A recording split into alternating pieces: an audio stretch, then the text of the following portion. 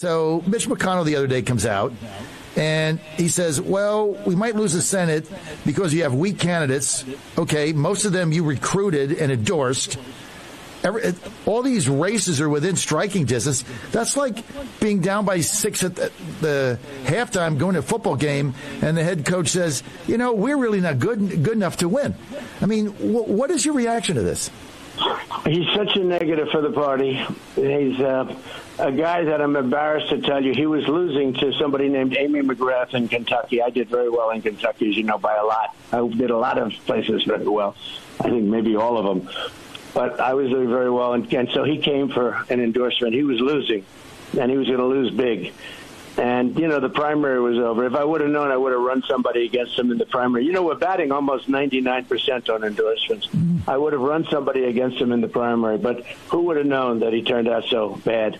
What's up, everybody? Major Retired Richard Ojeda here. And the GOP are a bunch of traitors, especially the MAGA ones. But it's fun to watch them turn their treachery on one another. At the end of the day, these people would turn against each other at the drop of a hat. They'd throw each other under the bus to try to reinforce their cult. I was never a big fan, but he turned out bad to make a statement like that. So I endorsed him, and he ended up going up, and he won easily once I endorsed him. If I didn't endorse him, you wouldn't have him to even be wasting your time talking about. He's not good, and we're going to go through him, and then we'll have to do something. Later on, we'll have to do something with him.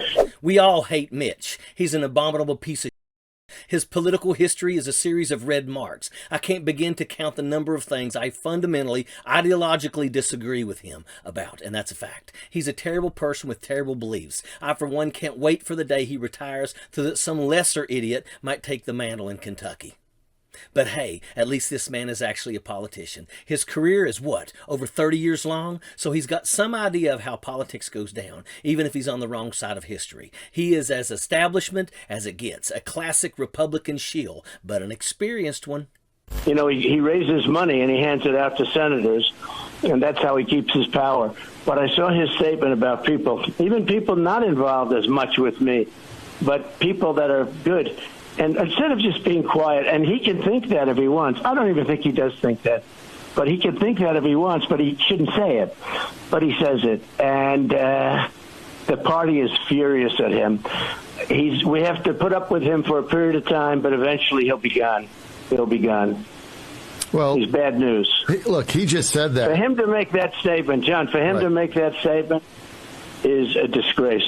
I can't say the same for Trump. Sure, he was president, but the man had no idea what he was doing. No clue about anything in politics. He was led around on a leash by advisors and lawyers. The only thing he knew how to do by himself was incite hatred and violence. What does Trump actually know about politics? Just about nothing. Thoughts and prayers, bigotry and greed. He liked to act macho against our enemies, but the truth is they played him like a fiddle. He's a total clown, and he still somehow got faith in this year's GOP Senate nominees. At least Mitch has tempered his expectations. A career guy like him knows when he's on a sinking ship. That's why he told the press recently that he's got little faith in flipping the Senate red this year. Despite funneling millions into Senate races across the country, he's a loser, but he knows his place. Trump doesn't like that. He doesn't like acknowledging that he himself is a loser. Just remember the insurrection. He's backing these ridiculous candidates all across the country because they are just like him, liars, idiots, and bigots. He desperately wants to make the Republican Party more and more MAGA, and he needs followers just as stupid as himself in the Senate. And that's why he's lashing out at Mitch. They've never been too friendly, but that's what Trump can't tolerate. He doesn't want anyone in proximity of his GOP cult that might contradict him, even in the smallest ways. He wants full fanatic devotion from our right-wing party and nothing less. Now, I have no love for the GOP, but even I can see why that's bad. No political party should become completely and unquestioningly devoted to a leader, especially one like Trump, who's all personality, and that's the basis of fascism. That's a huge group of followers willing to overthrow our democratic government the second their leader gives an order. We can't have these people making a mockery of this country. That'll be the death of America, and that's a fact. Sappers clear the way, airborne all the way.